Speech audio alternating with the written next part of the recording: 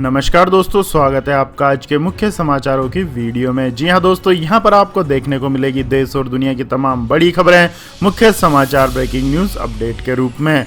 तो दोस्तों, आपसे रिक्वेस्ट है इस वीडियो को ज़्यादा से ज़्यादा लाइक और शेयर करें। तो दोस्तों, जानते हैं आज की पहली बड़ी खबर। तालिबान सरकार पर पहली बार बोले फारूक अब्दुल्ला, कश्मीर को लेकर भी दिया बड़ा बयान। जी हाँ दोस्तों, अफगानिस्तान पर कब्जा करने के बाद तालिबान ने नई सरकार का ऐलान किया है, जिसको लेकर जम्मू कश्मीर के पूर्व मुख्यमंत्री और नेशनल कॉन्फ्रेंस के प्रमुख फारूक अब्दुल्ला ने पहली बार बयान दिया है। उनका कहना है कि उन्हें उम्मीद है कि तालिबान अफगानिस्तान में अच्छा शासन करेगा। इसके साथ ही उन्होंने जम्मू कश्मीर को पूर्ण राज्य का दर्जा देने और धारा 370 बहाल करने की भी मांग की है। तालिबान सरकार के गठन को लेकर फारूक अब्दुल्ला ने कहा कि तालिबान को मानवाधिकारों की सुरक्षा सुनिश्चित करनी चाहिए और इस्लामी सिद्धांतों का पालन करना चाहिए। इसके साथ ही बाकी दुनिया के साथ अच्छे संबंध बनाने चाहिए। इसके साथ दोस्तों, जानते हैं अगली खबर। किसानों की राज्य सरकार के साथ वार्ता रही विफल। किसानों ने हरियाणा के सरकारी ऑफिस के सामने लंबे समय तक दी प्रदर्शन की धमकी। जी हां दोस्तों, हरियाणा में 28 अगस्त के पुलिस लाठीचार्ज के विरोध में प्रदर्शन कर रहे किसानों की राज्य सरकार के साथ बातचीत विफल हो गई है।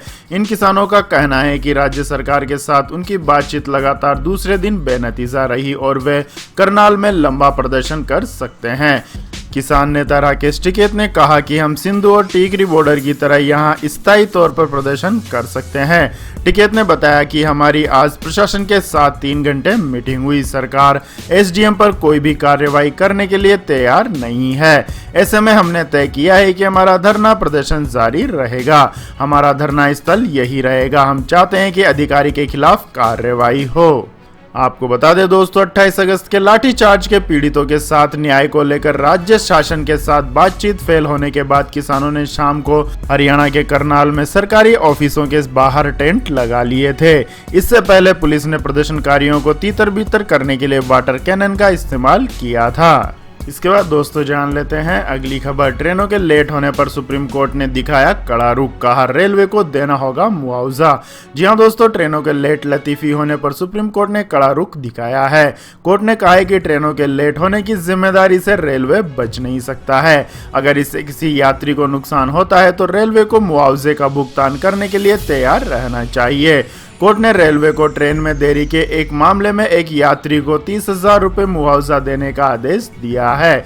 Justice MR. शाह और अनिरुद्ध बोस की बेंच ने कहा कि रेलवे ट्रेनों में देरी के लिए अपनी जिम्मेदारी से नहीं बच सकता। बेंच ने कहा कि अगर रेलवे देरी की वजह बताने में नाकाम रहता है तो उसे यात्री को मुआवजा देना होगा।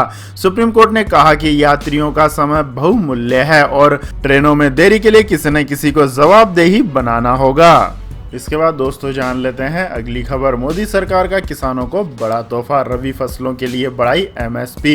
टेक्सटाइल सेक्टर को मिलेंगे 10,683 करोड़ रुपए। जी हां दोस्तों, मोदी सरकार ने किसानों और टेक्सटाइल सेक्टर के लिए बड़े ऐलान किए हैं। कैबिनेट ने टेक्सटाइल सेक्टर के लिए 10,683 करोड़ रुपए की प्रोडक्शन लिंक्ड इंसेंटिव स्कीम को मंजूरी दी है। यह इंसेंटिव 5 साल के दौरान टेक्सटाइल सेक्टर को दिए जाएंगे। इसके अलावा कैबिनेट ने किसानों के लिए कई बड़े ऐलान किए हैं। सरकार ने रबी की फसलों के लिए एमएसपी बढ़ाने का फैसला किया है। इसका फायदा देश भर के किसानों को होगा। कैबिनेट की बैठक के बाद हुई प्रेस कॉन्फ्रेंस में वाणिज्य मंत्री पीयूष गोयल और I&B मंत्री अनुराग ठाकुर ने कैबिनेट के फैसलों की जानकारी दी। उन्होंने कहा कि PLI स्कीम से भारतीय टेक्सटाइल सेक्टर को ग्लोबल तौर पर कम्पिटिटिव बनाने में मदद मिलेगी। PLI स्कीम से 7.5 लाख लोगों को सीधा लाभ पहुंचेगा। इसके बाद दोस्तों, जान लेते हैं अगली बड़ी खबर। सर्वे में हुआ बड़ा खुलासा। 48% छात्र पढ़ना लिखना भूले, कोरोना का है यह दुष्परिणाम। जी हां दोस्तों, कोरोना महामारी के चलते 17 महीने यानी 500 दिनों से बंद स्कूलों का सबसे बुरा प्रभाव बच्चों की शिक्षा पर पड़ा है।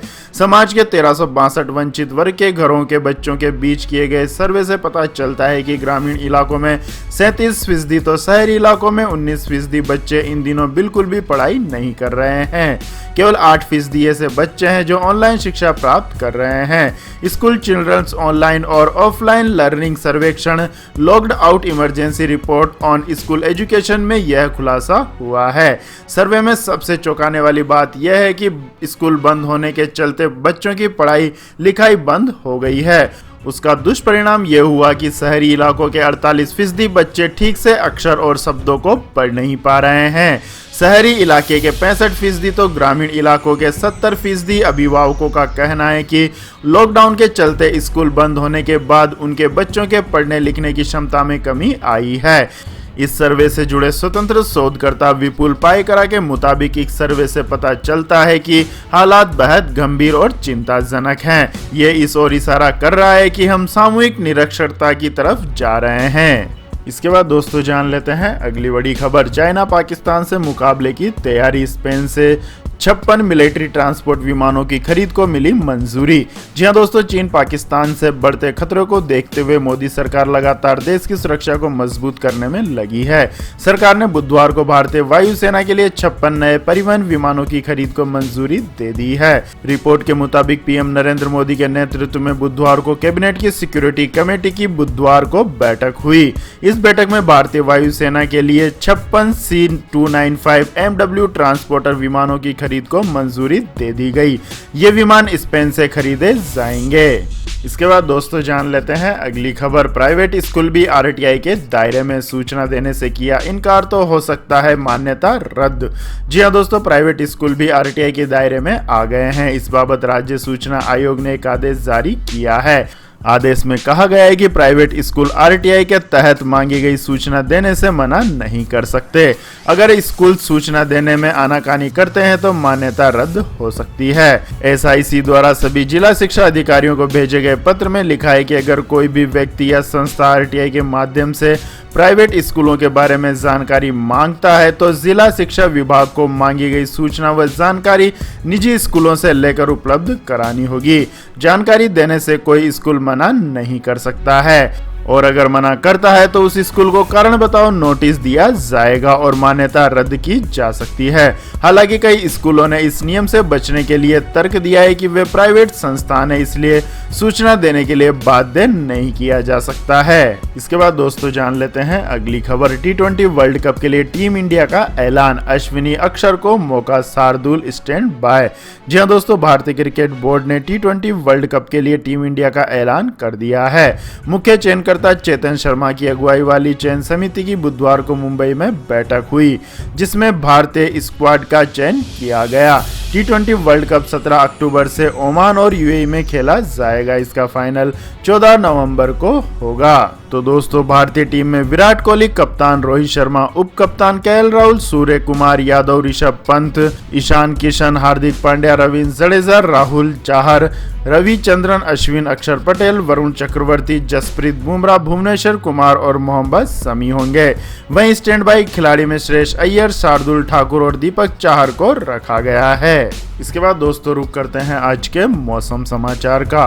तो दोस्तों, आने वाले 24 घंटों के दौरान कोंकण और गोवा, दक्षिण पूर्वी राजस्थान के कुछ हिस्सों, गंगेय पश्चिम बंगाल, उत्तरी उड़ीसा और अंडमान निकोबार द्वीप समूह के कुछ हिस्सों में हल्की से मध्यम बारिश होने की संभावना है। वहीं आंतरिक उड़ीसा, पूर्वी हिमालय, पश्चिम बंगाल, सिक्किम, पूर्वोत्तर भारत, बिहार, झारखंड, उत्तर प्रदेश, पंजाब, हरियाणा, दिल्ली, उत्तराखंड, हिमाचल प्रदेश, मध्य प्रदेश, छत्तीसगढ़ और तटीय कर्नाटक में हल्की से मध्यम बारिश हो सकती है।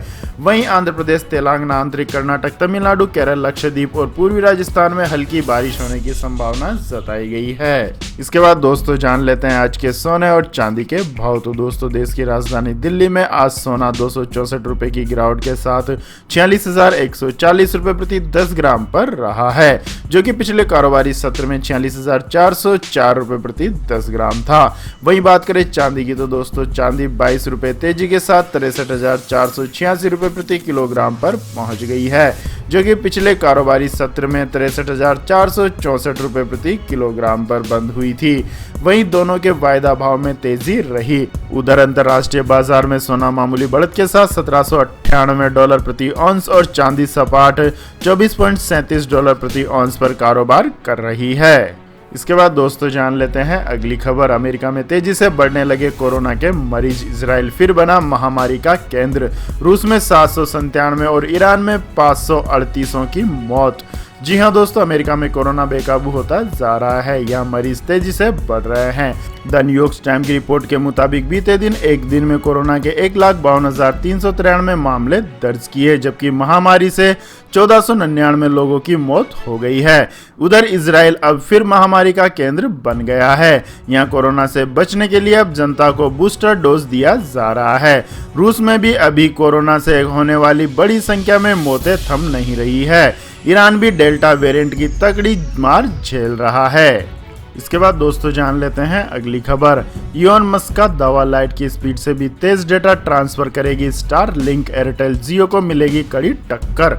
जी हां दोस्तों, टेस्ला और स्पेसएक्स के सीईओ इलॉन मस्क ने हाल ही में एक ट्वीट में कहा है कि सैटेलाइट ब्रॉडबैंड स्टारलिंक के केस में हर जगह ग्राउंड स्टेशन की जरूरत नहीं होगी। ये लाइट की स्पीड के करीब या उससे भी तेज डाटा ट्रांसफर प्राप्त करने में मदद करेगा। इलॉन मस्क एक ट्विटर यूजर और इंटरनेट रॉकेट वैज्ञानिक स्कॉट मैनली को जवाब दे रहे थे, जिन्होंने ब्रॉडबैंड सेवाओं में डाउनलिंक स्टेशन की जरूरत को हाईलाइट किया, जिस पर इलॉन मस्क ने जवाब दिया कि अगले 4 से 6 महीनों में लॉन्च होने वाले स्टारलिंक सैटेलाइट में अंतर सैटेलाइट लेजर लिंक होंगे, इसलिए किसी लोकल डाउनलिंक की जरूरत नहीं होगी। इसके बाद दोस्तों जान लेते हैं अगली बड़ी खबर। यूको बैंक को बड़ी राहत, बेहतर नतीजों के बाद पीसीए फ्रेमवर्क की बंदिशों से बाहर। जी हां दोस्तों, भारतीय रिजर्व बैंक यानी आरबीआई ने बुधवार को सार्वजनिक क्षेत्र के यूको बैंक को बड़ी राहत दी है। दरअसल आरबीआई ने यूको बैंक को प्रॉम्प्ट करेक्टिव एक्शन फ्रेमवर्क यानी पीसीए की बंदिशों से बाहर कर दिया है। वित्त वर्ष 2021 की चौथी तिमाही में बेहतर नतीजों से संतुष्ट होकर केंद्रीय बैंक ने यूको बैंक को पीसीए से बाहर किया है। रिजर्व बैंक की ओर से जारी प्रेस विज्ञप्ति के मुताबिक यूको बैंक के प्रदर्शन की समीक्षा की गई। 31 मार्च 2021 को समाप्त वर्ष के लिए यूको बैंक द्वारा जो फाइनेंशियल रिजल्ट जारी किए गए हैं वह पीसीए मानकों का उल्लंघन नहीं कर रहे हैं। तो यह थी दोस्तों आज की सभी महत्वपूर्ण बड़ी खबरें। और दोस्तों बारी आती है माइंड क्विज क्वेश्चन की, जिसका जवाब देकर आप बन सकते हैं एक शानदार उपहार के विजेता। तो दोस्तों आज का सवाल है, तालिबान की नवगठित सरकार में गृह मंत्री किसे बनाया गया है? जी हां दोस्तों, अगर आपको इस सवाल का जवाब आता है तो तुरंत कमेंट सेक्शन में लिख दीजिए। इस वीडियो को लाइक कीजिए, शेयर कीजिए और हमारे चैनल को सब्सक्राइब करके बेल आइकन का बटन भी दबा लें। धन्यवाद। जय हिंद, जय भारत, वंदे मातरम।